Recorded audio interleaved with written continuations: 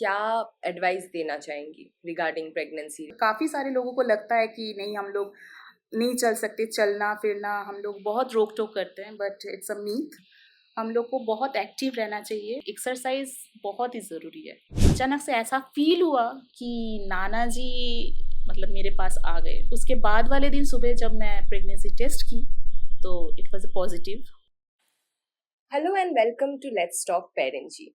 बहुत ही जोश और खुशी के साथ हम लौट चुके हैं विद आवर सेकेंड एपिसोड। हमारे पिछले एपिसोड में हमने बात किया मिसेस श्रुति से, who was a new mother. लेकिन एक माँ होने का एहसास और रिस्पॉन्सिबिलिटी डबल हो जाती है जब आपके घर में एक से ज्यादा बच्चे हो। तो आज हमारे साथ मौजूद है मिसेस अमृता सिन्हा, जिनके दोनों बच्चे हैं। Hello ma'am and welcome to our podcast. Hello and thank you, मुझे आज यहाँ पे बुलाने के लिए। बहुत अच्छा लग रहा है यहाँ पे आके कि खुद के बारे में कुछ मैं बोल सकूँ। तो आप अपने बारे में कुछ बताना चाहेंगी? मैं अमृता सिन्हा और मैं एक इंजीनियर हूँ और साथ ही में मैं ज़ुम्बा इंस्ट्रक्टर भी। तो मैं जॉब छोड़ के ज़ुम्बा में शिफ्ट की हूँ क्योंकि ज़ुम्बा, मुझे लगा कि ज़ुम्बा एक ऐसी चीज़ है कि यही मेरे लिए ठीक है। सो मेरी शादी 2008 में हुआ और मेरे 2 बच्चे हैं। एक 12 साल का बेटा है और एक 9 साल की बेटी है। हम लोग जॉइंट फैमिली में रहते हैं। साथ मेरे हस्बैंड, मेरे इन-लॉज़, मेरे देवर, उनकी वाइफ़। तो बहुत अच्छा लगता है साथ में सबके साथ। Okay, so it's a big family. Right. Okay, तो मैम एक ज़ुम्बा इंस्ट्रक्टर होने के नाते मैं आपसे पूछना चाहूँगी कि क्या प्रेगनेंसी के दौरान ज़ुम्बा करना एकदम सेफ है? एकदम सेफ है। सबको मतलब काफ़ी सारे लोगों को लगता है कि नहीं, हम लोग नहीं चल सकते, चलना फिरना हम लोग बहुत रोक टोक करते हैं, बट इट्स अ मीथ। हम लोग को बहुत एक्टिव रहना चाहिए। मैं खुद जब प्रेग्नेंट थी, मैं ज़ुम्बा स्टार्ट की थी। उसी टाइम मैं यूएस पे थी और वहाँ पे मेरा ज़ुम्बा का जो जर्नी है वहीं से स्टार्ट हुआ। मैं पहले सीखी हूँ वहाँ पे। तो ड्यूरिंग प्रेगनेंसी, मेरी होल प्रेगनेंसी में मैं पूरा ज़ुम्बा मैं की हूँ। तो it was a normal delivery, कुछ भी मुझे प्रॉब्लम नहीं हुआ था।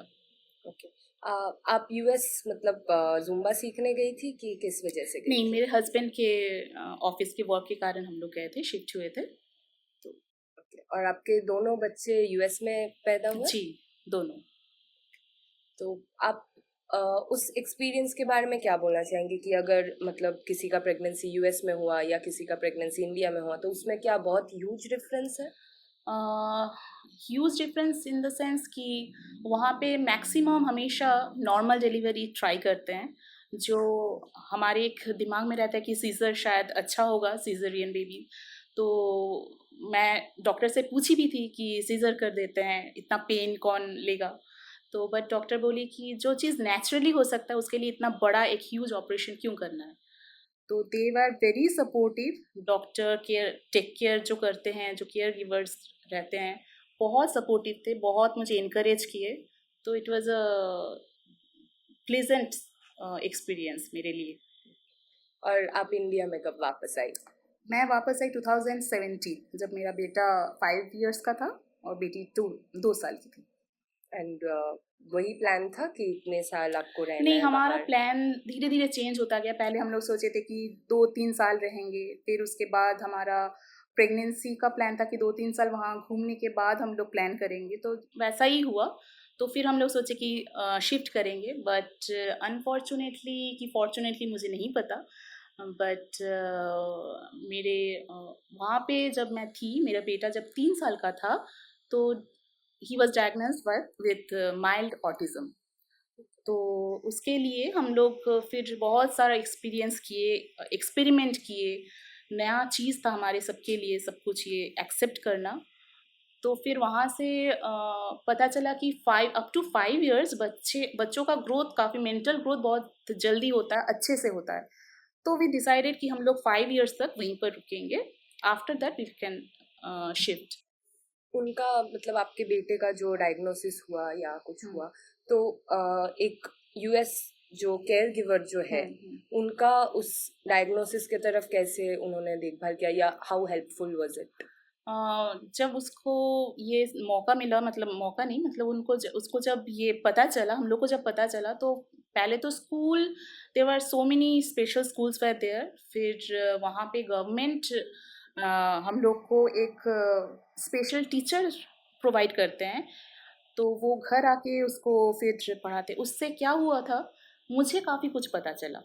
जो इंडिया में क्या होता है, यहाँ पे भी काफ़ी सारा है, बट उन लोग पेरेंट्स को सिर्फ बता देते हैं कि क्या क्या करना है। बट आई वॉज मीन्स मुझे देखने को मिला, वहाँ पे सीखने को मिला कि कैसे करते हैं। जो टीचर थी उसको घर आके जो पढ़ाती थी, तो मुझे, मेरे लिए भी एक बहुत मुझे कुछ सीखने को मिला। क्योंकि इंडिया में हमेशा ऐसा होता है कि मैं देखी हूँ, काफ़ी सारी चीज़ ना नेगेटिव वे में हम लोग लेते हैं कि बच्चों को जो एक सर्कल, सिंपल सर्कल, अगर कोई बच्चा या फिर ए लिखने में काफ़ी टाइम लगा रहा है, हर बच्चे अलग होते हैं, तो कोई शायद जल्दी कर लेता है, कोई किसी को अगर टाइम लगे तो हम लोग बोलते हैं कि नहीं नहीं ये रॉन्ग है, अच्छे से करो, ये नहीं हो रहा है। तो वहाँ पे मुझे फर्स्ट टाइम मुझे सीखने को मिला कि नहीं वर्ड नहीं बोलना चाहिए कभी। तो वहाँ पे जब भी वो सर्किल के बजाय कुछ एक शायद स्ट्रेट लाइन कर रहा है, तब भी वो टीचर बोलती गई कि wow, that's a great try, let's try again. मतलब सो मोटिवेशन ज्यादा। मोटिवेशन के साथ बच्चे जो डिले में रहते हैं उन वो बहुत फास्ट काम करते हैं। तो ये मोटिवेशन हम ऐसे ही नहीं कि एक दो दिन में हम भी कर सकते हैं, ये सीखना पड़ता है। तो नहीं तो हम बचपन से ऐसे ही बड़े हुए हैं कि चलो डांट देते हैं, ये कर देते हैं, वो कर देते हैं। तो ये मुझे सीखने को मिला, तो मैं अपने में ये चेंज फील कर पाती हूँ। और आपने क्यों डिसाइड किया आपके बेटे के कंडीशन के बाद हम्म। कि इंडिया वापस आते हैं? वो एकेडमिकली बहुत वहाँ पे शाइन कर रहा था, तो इसलिए उसके बाद मुझे लगा सोशलाइजेशन में थोड़ा सा उसमें कमी थी। तो मुझे लगा कि इंडिया से बेटर और कुछ नहीं हो सकता सोशलाइजेशन के लिए, तो इसलिए हम लोग वापस आए। और आने के बाद हम लोग डिसाइड किए थे, अगर वो नहीं कुछ अलग सा कुछ हुआ, क्योंकि यूएस में उसको थोड़ा सा साउंड में भी हम लोग जो वैक्यूम क्लीनर या मिक्सर मैं नहीं चला पाती थी, मेरे हस्बैंड को बोलती थी उसको लेके बाहर जाओ, मैं क्लीन अप करती हूँ, क्योंकि उसको बहुत डर लगता था साउंड से। तो मुझे वही देखना था, वो सेल्फ कॉन्फिडेंस उसमें बहुत लो था, आवाज़ उसकी बहुत धीरे धीरे आती थी, बोल ही नहीं पाता था, सुनाई नहीं देता था कि क्या बोल रहा है, इतना ज़्यादा उसमें सेल्फ कॉन्फिडेंस की कमी थी। इंडिया आने के बाद मतलब वैक्यूम क्लीनर तो छोड़ो, मतलब उसको अब हम लोग को बोलना पड़ता है थोड़ा धीरे बात करो अभी। तो that's a drastic change. That's great. तो मैम आपने कहा कि आप जॉइंट फैमिली में रहते हो, राइट? राइट। तो जॉइंट फैमिली में दो बच्चों को बड़ा करना या दो बच्चे के साथ लाइफ स्पेंड करना, उसका एक्सपीरियंस कैसा है? इज इट इजी और इज इट मोर डिफिकल्ट? मेरे लिए तो मेरे हिसाब से बच्चे होने के बाद joint family is a blessing. क्योंकि दो बच्चे हो जाने के बाद हम लोग खुद के लिए थोड़ा टाइम निकाल नहीं पाते। तो जब मुझे मेरा मी टाइम चाहिए होता है, तो फिर उस टाइम बच्चे क्या करेंगे? तो जॉइंट फैमिली में दादा दादी, नाना नानी, चाचा चाची सब लोग रहते हैं, तो मैं अपना मी टाइम भी मुझे मिल रहा है और वो भी एंगेज रहते हैं। तो और ऐसा भी होता है कि हमेशा मुझे पेरेंट्स होने के नाते हमेशा हर चीज़ दिमाग में नहीं आता है कि क्या सही है क्या गलत है। तो जब बुजुर्ग हमेशा हमारे सर के ऊपर रहते हैं, तो दैट्स ऑलवेज अ ब्लेसिंग। तो मैम आपके माँ बनने के बारे में, या आपने क्या प्रेगनेंसी प्लान किया था या ऐसा कुछ? नहीं, प्रेगनेंसी हाँ प्लान तो किया था। हम लोग पहले सोचे थे कि 2-3 साल हम लोग एंजॉय करेंगे, उसके बाद ही होगा। तो मेरे हस्बैंड भी इसमें बोले थे कि ठीक है, तो वैसा ही हुआ था। तो हमें ज़्यादा वेट भी नहीं करना पड़ा था, तो लाइक दैट। ओके। और जब आपको पता चला कि आप प्रेग्नेंट हो, या आपको कैसे पता चला, और आपका वो फीलिंग क्या था उस वक्त? अच्छा, ये एक स्टोरी है, एक इमोशनल मेरे लिए एक्चुअली। मेरा जो एनिवर्सरी डेट है वो है 28 जुलाई। तो he was born, my son was born 2012, तो ये 2011 की बात है। तो मैं, मेरे जो हस्बैंड हैं उनके जो नाना जी हैं उनके साथ मैं बहुत ज़्यादा कनेक्टेड थी। तो इसका कारण ये है कि वो मतलब हमारी जो शादी हुई थी, तो वो ही पहले न्यूज़पेपर में ऐड दिए थे। तो उसके कारण मतलब हमारी शादी हुई है। तो उसके बाद भी जो एक अलग सा एक कनेक्शन फ़ील होता है ना, तो वो मेरे नाना जी के साथ बहुत ज़्यादा था। शायद मेरे लाइफ़ में मैं नाना जी को ज़्यादा देर तक नहीं पाई हूँ इसीलिए। तो हर हम लोग यूएस जाने के बाद हर वीकेंड हम लोग नाना जी से बात करते थे। तो वो भी एक वीकेंड ही था 28 जुलाई, और मेरे फ्रेंड्स लोग आए हुए थे, तो थोड़ा फैमिली गेट टुगेदर हो रहा था वहाँ पे। तो रात में वो गेट टुगेदर के दौरान मेरे देवर का फ़ोन आया कि नाना जी को हॉस्पिटलाइज़्ड किया गया है, उनकी तबीयत ख़राब है, और कुछ देर बाद फिर फ़ोन आया कि ही इज़ नो मोर। तो वो जो एक पेन मुझे अचानक से एक चुभने वाला जो पेन होता है, वो मुझे इतने ज़्यादा मुझे मेरे हार्ट में पेन हो रहा था कि, और एक गिल्ट काइंड ऑफ फीलिंग कि मैं एक बार फ़ोन नहीं कर पाई। मुझे फ़ोन करने का बहुत मन था कि नाना जी से बात कर लूँ, तो मैं सोची थी कि ठीक है, कल सुबह कर लूँगी। तो वो मैं नहीं कर पाई, तो वो अभी तक मेरे दिमाग में वो है बात कि मैं लास्ट फ़ोन नहीं कर पाई थी। और उसके बाद अचानक से हार्ट से मेरे मतलब पेट में बहुत ज़्यादा दर्द होने लगा। तो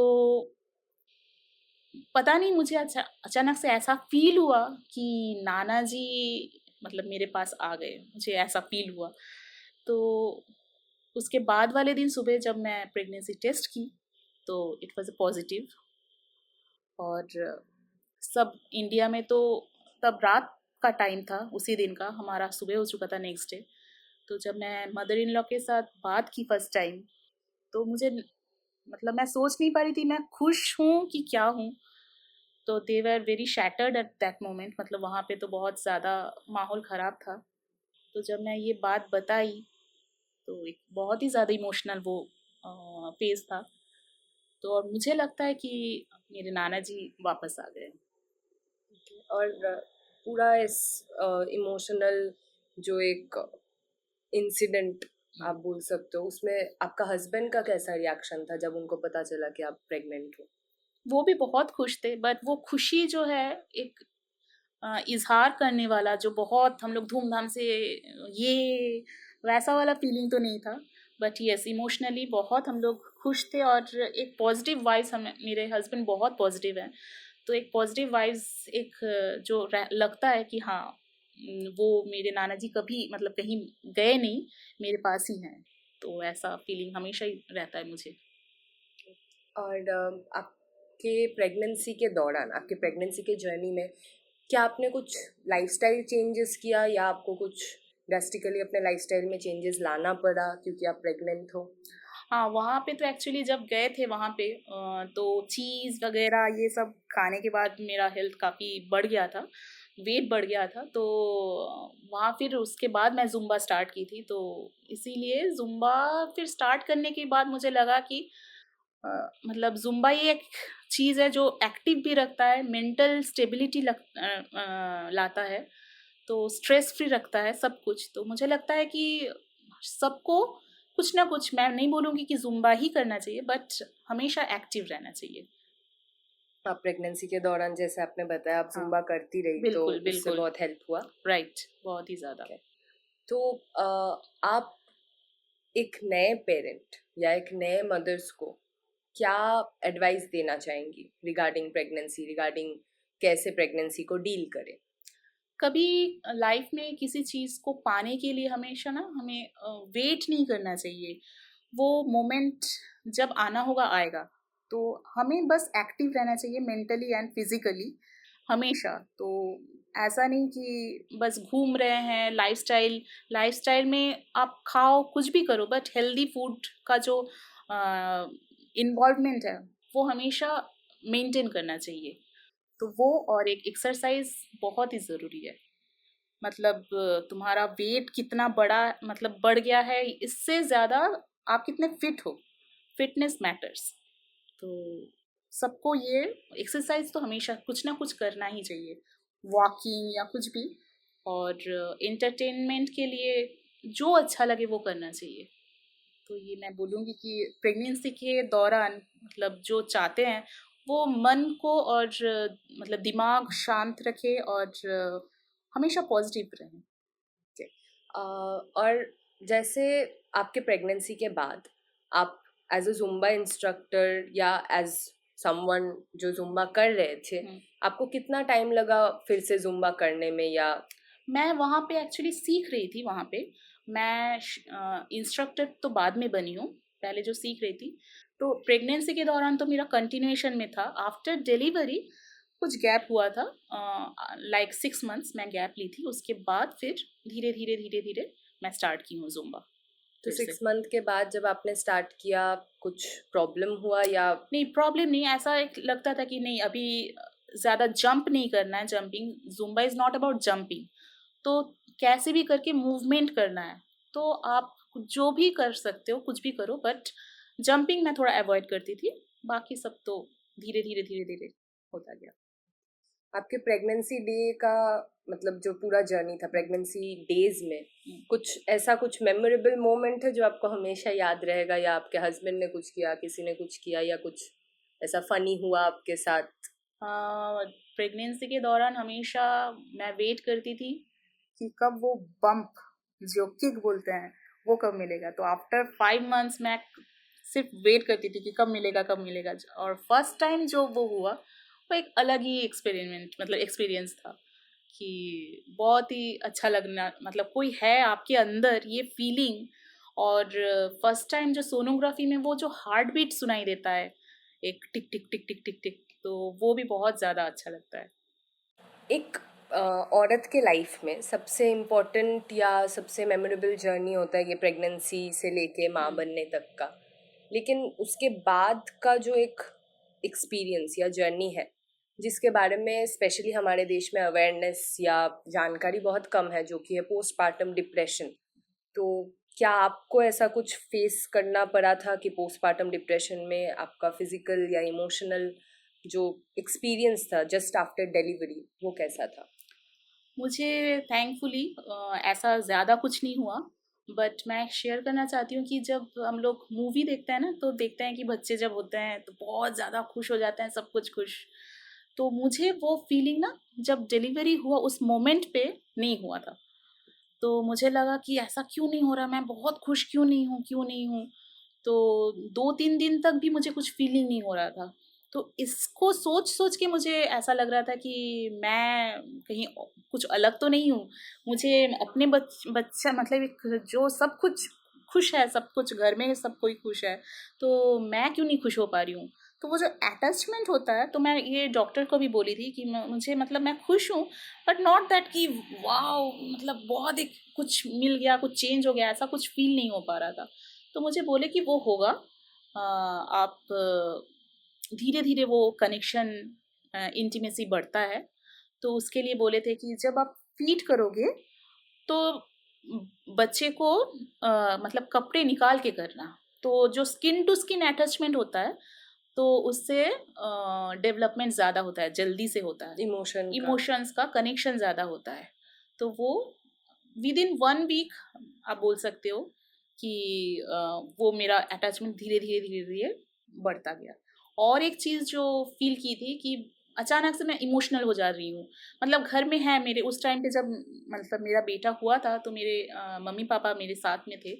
तो उस टाइम जब मेरा हस्बैंड ऑफिस जा रहा है, तो मुझे ऐसा लग रहा है कि कब आएगा वापस, कब आएगा, मतलब एक इमोशनली, मतलब मुझे मैं बहुत ज़्यादा इमोशनल हो जा रही हूँ कि लोनली फील हो रहा है।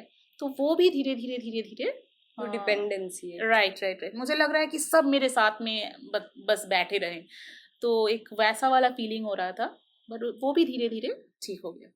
Okay, और आपका जैसे बेटे के बाद का जो एक्सपीरियंस था या जो सेकंड आपका जो बेटी होने के बाद का जो एक्सपीरियंस था, उसमें क्या डिफरेंस था? या आपको ऐसा मतलब पोस्टपार्टम जो उस टाइम पे हुआ था सिमिलरली हुआ था, या बेटी के टाइम पे वो अटैचमेंट इशू नहीं हुआ या कुछ ऐसा? नहीं, पोस्टमार्टम उसके लिए तो मुझे वैसा कुछ फील नहीं हुआ, बट हाँ डिफरेंस तो ज़रूर था। फर्स्ट टाइम जो हुआ था, मेरे दोनों बच्चे नॉर्मल हैं, तो फर्स्ट टाइम जो हुआ था मुझे मतलब 12 आवर्स से ज़्यादा मुझे लेबर पेन हुआ था। तो उसके कारण मैं बहुत ज़्यादा एग्जॉस्टेड फील कर रही थी। तो जब पुश करने का टाइम आ रहा था, मुझे मेरे में एनर्जी ही नहीं बची थी तब, वैसा वाला फीलिंग था। और सेकेंड चाइल्ड के टाइम मुझे डॉक्टर बोल रहे थे वेट वेट वेट, और मैं बोल रही मैं पुश कर ही नहीं रही हूँ और वो निकलती जा रही थी, तो ऐसा वाला फीलिंग था बस। तो वो नॉर्मली नॉर्मली फिर दोनों एक, नॉर्मल हुए थे, मुझे हाँ, फर्स्ट टाइम के लिए बहुत ज़्यादा प्रेशर पुश करना पड़ा था, बट सेकेंड के लिए मुझे ऐसा कुछ हुआ ही नहीं। मुझे वो डॉक्टर बोल रहे थे वेट, मुझे प्रिपेयर होने दो, वेट, मैं बोली मैं तो कुछ कर ही नहीं रही हूँ, बस नॉर्मली जस्ट नॉर्मली होए। जस्ट हो जाए। ओके। और जैसे कि एक कोई भी एक मतलब डिलीवरी के बाद हम्म जो बच्चे के देखभाल में जो टाइम लगता है, जो एफर्ट लगता है, जैसे आपको सोचो कि नींद हम्म पूरी ना होना या जो हम्म, एग्जॉशन होता है, हाँ उससे आपने कैसे डील किया? हाँ वो तो है, मतलब नींद में तो बहुत ज़्यादा प्रॉब्लम आता है, क्योंकि कुछ बच्चे बच्चे शायद मतलब रात भर सोते ही नहीं है, बट मेरे में भी हुआ था, मेरे साथ भी ऐसा हुआ था, तो वो मेरे ख्याल से वो तो नॉर्मल है कि जब आप सो नहीं पा रहे हो तो दिन में जब वो बच्चे सो रहे हैं तो उस टाइम आप थोड़ा रेस्ट कर लो, बच्चों के साथ आप जागो, बच्चों के साथ आप उठो वैसा, क्योंकि और हेल्पिंग हैंड हमेशा चाहिए। तो उस टाइम मेरे मतलब मम्मी थी, इसीलिए मुझे खाना बनाना वो सब, यूएस में तो सब अब मतलब खुद को करना पड़ता है, तो वो हेल्प मुझे मिल गया था, तो इसीलिए ऐसा एज सच कुछ मुझे प्रॉब्लम नहीं हुआ था। मतलब आपने बच्चे के साथ अपना लाइफस्टाइल एडजस्ट राइट किया। Right right. ओके। तो जैसे आप क्या बोलना चाहेंगी इंडिया में या दूसरे लोगों के लिए जो एक आसपास के प्रेग्नेंट वुमन की या जो जस्ट अभी माँ बनी है, उनके आसपास जो लोग हैं उनको क्या करना चाहिए एक नई मदर की ध्यान रखने के लिए? मैं ये बोलूँगी कि जब हम लोग अकेले रहते हैं तब हम लोग अपने अपने हिसाब से चलते हैं, तो जैसे जब मैं यूएस में थी तो मुझे कोई रोक टोकने वाला कोई नहीं था, तो मैं अपने बच्चे के साथ सो रही हूँ तो मुझे उसमें गिल्ट फील नहीं होता है कि बच्चा भी सो रहा है मैं भी सो रही हूँ। अगर 5 मिनट बाद मैं उसको खाना खिला रही हूँ तो उसमें भी कुछ नहीं होता है, बट ये दिमाग में तब आता है इंडिया में कि ये क्या बोलेंगे, वो क्या बोलेंगे, मैं सो रही हूँ, मैं रेस्ट ले रही हूँ। तो मेरे ख्याल से ये दिमाग से हटा देना चाहिए, अपने ऊपर थोड़ा-सा कंसंट्रेट करना चाहिए कि मुझे जो करना है, मुझे जब रेस्ट चाहिए तो चाहिए, उसके लिए दूसरा कोई क्या सोच रहा है वो थोड़ा नहीं सोचना चाहिए। मतलब अपने बारे में अपने ज्यादा। बारे में ज़्यादा सोचना चाहिए, कंसंट्रेट करना चाहिए कि खुद के लिए क्या, ये नहीं सोचना चाहिए कि वो क्या सोचेंगे, क्योंकि वो कुछ नहीं करने वाले, करना आप ही को है। तो खुद का ध्यान रखना बहुत ज़रूरी है। और एक हस्बैंड को कैसे हेल्प करना चाहिए, एक पार्टनर को, या आपके हस्बैंड ने उस टाइम आपको कैसे सपोर्ट हंड्रेड किया? परसेंट 100% हेल्प करना चाहिए। तो लकीली मेरे हस्बैंड बहुत ही केयरिंग है, तो सब कुछ सीखना चाहिए, ऐसा नहीं है कि सिर्फ मम्मी ही करेगी सब कुछ, पापा सिर्फ घुमाने के लिए लेके जाएंगी या ऐसा। तो डायपर चेंज करना, नहलाना या सब कुछ सबको आना चाहिए, कि कभी भी किसी को भी ज़रूरत, अगर कोई टायर्ड फील कर रहा है तो दूसरा कर सके, खिलाना, कहीं पर घुमाने लेके जाते टाइम पे, अगर मैं देखी हूँ कि जब जाते हैं, जब हम लोग यूएस में घूमने गए थे बच्चे के साथ, तो मतलब मैं बैठी थी और मेरे हस्बैंड बच्चे को लेके वॉशरूम लेके जा रहे थे, तो मैं जिनके साथ गई थी वो मुझे बोल रहे हैं अरे यार तू कितनी लकी है, तेरे हस्बैंड सब कर रहे हैं, हर बार बाथरूम लेके जा रहे हैं। मुझे थोड़ा सी सिकनेस है, हम लोग क्रूज़ पे गए थे, तो मैं नीचे न तब मतलब देखने से मुझे प्रॉब्लम होता है, तो बोल रही है कि कितनी लकी है तू, सब वही कर रहे हैं। तो तब मैं उनको बताई थी कि आपको थोड़ा सा टाइम, सिर्फ 3 दिन का ये दिख रहा है, मेरे हस्बैंड दिख रहे हैं, जो मैं 365 डेज जो कर रही हूँ घर पे, वो तो नहीं दिख रहा है। तो it's हमेशा सपोर्टिव दोनों की तरफ से होना चाहिए, हस्बैंड वाइफ। तो ये डिफिकल्टीज को छोड़ के जो एक माँ बनने के साथ आती है, तो सबसे फन या मेमोरेबल मोमेंट क्या था आपका, मतलब दोनों बच्चों के हिसाब से, जब आपका बेटा हुआ या जब आपकी बेटी हुई, तो कुछ ऐसा मोमेंट जो बहुत मेमोरेबल है आपके लिए? मेमोरेबल मतलब वो जो फर्स्ट चेहरा जब दिखता है वही बहुत मेमोरेबल होता है मेरे ख्याल से, मेरे लिए एटलीस्ट, कि हाँ कोई है वो चिल, मतलब वो जो फर्स्ट क्राई जो बोलते हैं, वो मतलब क्राई किसी के लिए अच्छा नहीं होता, बट वो फर्स्ट क्राई सबके लिए अच्छा लगता है। तो वो सुनना वो और देखना फर्स्ट टाइम, फिर होल्ड करना बच्चे को, तो बहुत ही ज़्यादा वो एक स्पेशल फीलिंग है। तो अब थोड़ा सीरियस टॉपिक से हट के आपके बच्चों के बारे में बात करते हैं। तो जब आपका सेकंड प्रेगनेंसी स्टार्ट हुआ, तो आपने अपने बेटे को कैसे एहसास दिलाया कि एक नया बेबी आने वाला है या कुछ? हाँ, वो तो बहुत एक्साइटेड था कि हाँ, जब उसको बताया कि और एक तुम्हारी सिस्टर या ब्रदर आने वाले हैं, तो वो बहुत एक्साइटेड था। तो जब जब जैसा जैसा वो बढ़ता गया, वो कान लगा के सुनता था कि हार्ट बीट सुनाई देता है कि नहीं। सोनोग्राफी जब हम लोग करने जाते थे, वहाँ पे जाता था, वो सुनता था। तो वो बहुत एक्साइटेड था।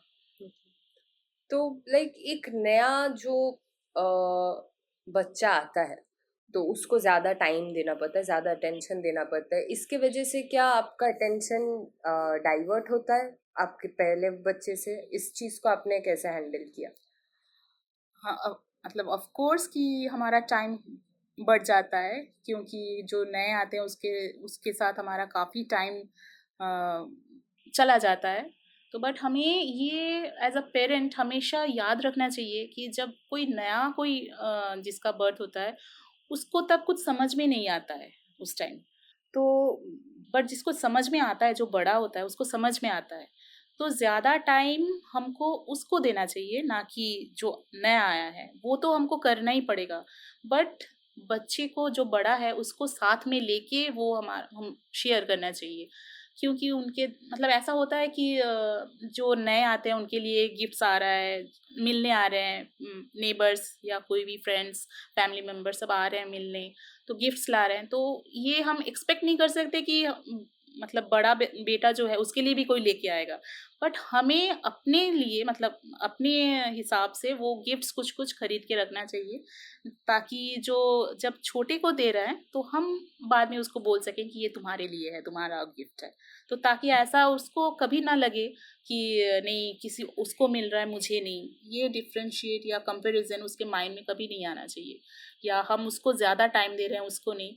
तो हमेशा ये देखना चाहिए कि जो बड़ा बेटा है, जो बड़ा होता है, उसको हमेशा साथ में लेके ही हमको चलना चाहिए। और जैसे जैसे आपका बेटा या आपकी बेटी बड़े होते गए, तो उन लोगों के बॉन्डिंग में कैसे डिफरेंस आया, कैसे वो बॉन्डिंग बढ़ा? और आपका भी उनके तरफ जो रिएक्शंस बोलिए या फीलिंग्स बोलिए, वो कैसे डिफरेंस होता है या क्या होता है? क्योंकि आपने बताया कि आपके बेटे का जो हम्म। कंडीशन था माइल्ड ऑटिज्म का, तो उसकी वजह से क्या उन दोनों के बॉन्डिंग में या आपका रिएक्शन में कुछ फर्क आया? मैं बोलूँगी कि मेरी जो बेटी है, शी इज़ अ ब्लेसिंग। क्योंकि मैं उसको बोलती हूँ, उसका बर्थडे 14 फेब आता है, तो मैं उसको प्यार से बोलती हूँ कि तू प्यार बांटने के लिए आई है। सो वो अगर हमें मेरी जो सेकंड हमारी चाइल्ड की प्लानिंग थी, वो अगर पता चलता पहले, जब मेरा बेटा जब डायग्नोसिस हुआ ऑटिज्म में, अगर वो पहले पता चल जाता, शायद हम लोग वो सोचते नहीं। क्योंकि एक 50-50 का चांस हो जाता है कि सेकंड चाइल्ड भी शायद हो सकता है। तो बट हम इसको वो उस टाइम हमको पता नहीं था, इसीलिए हम लोग प्लानिंग किए। बट ड्यूरिंग प्रेगनेंसी मुझे पता चला कि ये है।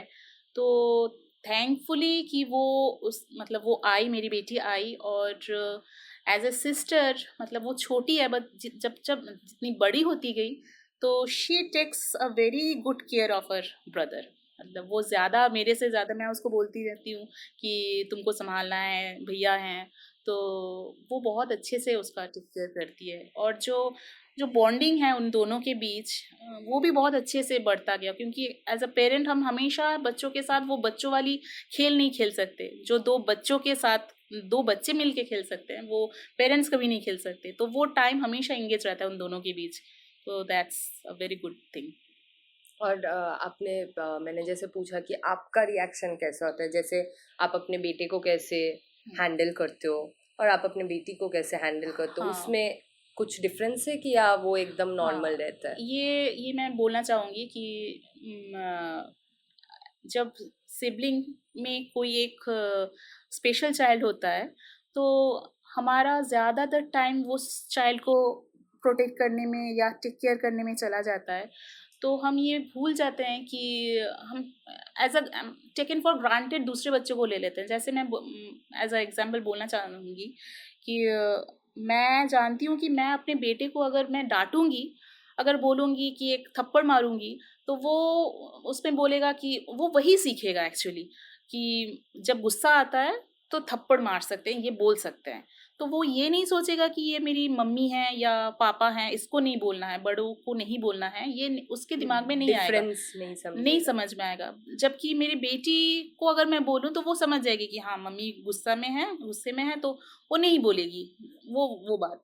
तो इसलिए क्या होता है, मैं जितना भी मुझे फ्रस्ट्रेशन हो या गुस्सा आ रहा हो उस टाइम पे, मैं बेटे के लिए थोड़ा कंट्रोल कर लेती हूँ कि उसके सामने नहीं बोल सकती मैं, बट बेटी के लिए थोड़ा फॉर्मल हो जाती हूँ कि उसको शायद बोल देती हूँ, निकल जाता है वो, तो क्योंकि वो समझेगी ये सोच के। बट ये डिफरेंस मैं खुद भी अभी फेस कर रही हूँ, और थोड़ा थोड़ा करके इसको मॉडिफाई भी कर रही हूँ कि ताकि ये ना हो, क्योंकि क्या होता है, धीरे धीरे बच्चे बड़े होते हैं, तो जो नॉर्मल किड है उसको लगने लगता है कि जो मम्मी पापा तो हमेशा टाइम स्पेशल जो भैया हैं उनको ही दे रहे हैं, मुझे तो नहीं दे रहा है। भैया जब गुस्सा मतलब भैया जो जब कोई काम गलत कर रहे हैं तो उसके लिए ज़्यादा नहीं डांट रहे हैं, बट मुझे डांट रहे हैं। तो ये जो डिफरेंशिएट है एज अ पेरेंट नहीं करना चाहिए, बट शायद कभी कभार हो जाता है। तो ये भी मेरे ख्याल से थोड़ा पेरेंट्स को सीखना चाहिए, ध्यान रखना चाहिए कि ताकि ना हो, दोनों के लिए ही सेम हम रिएक्शन दे, ताकि उनको ये ना हो, वरना उनके बॉन्ड में भी राइट डिफरेंस राइट आ जाएगा। तो जैसे कि आपके बेटे का भी 12 साल, ही इज 12 इयर्स ओल्ड, सो वो अभी टीनेजर बन जाएगा, तो क्या आपने कुछ अभी डिफरेंसेस नोटिस करना स्टार्ट किया है उसके बिहेवियर में या ऐसा कुछ?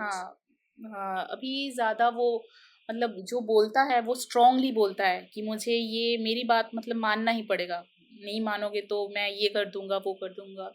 तो ये जो टेंट्रम होता है, तो हमको हमेशा ना पॉजिटिव वे में भी टेंट्रम को भी पॉजिटिव वे में डील करना चाहिए। जैसे कि अगर वो मांग रहा है कि मुझे अभी फ़ोन चाहिए, नहीं तो वो बहुत ज़्यादा टेंट्रम टेंट्रम कर रहा है कि ये नहीं करूँगा, पढ़ाई नहीं करूँगा, मुझे चाहिए। तो मुझे उनकी बात सुनना भी है, बट उनको ये बताना है कि तुम्हारा जो ये बिहेवियर है इट्स नॉट राइट। सही नहीं है। तो इसलिए मैं उसको बोलती हूँ, जब वो टेंट्रम कर रहा है, कि तुम जब तक शांत नहीं बैठोगे, जब अच्छे से बिहेव नहीं करोगे, तब तक तुमको नहीं मिलेगा। अगर करोगे तो एज अ रिवॉर्ड तुमको ये मिल जाएगा, तुम शांत बैठो, मैं तुरंत दे दूंगी। तो वो शांत भी बैठता है, तो इसलिए क्या होता है, उसको ये प्रैक्टिस हो जाता है कि मैं गुस्से में बोलूंगा तो नहीं मिलेगा, मैं शांत रहूंगा तब भी मिलेगा। तो वो जब गुस्से में वो टेंट्रम करता है, वो भी कम हो जाता है, और एज अ पेरेंट मुझे देना भी है उस टाइम, बट वो पॉजिटिव वे में मैं देती हूँ, तो इट्स अ गुड प्रैक्टिस। और आपका बेटा जो आप अपने छोटे बहन का कैसे ख्याल रखता है?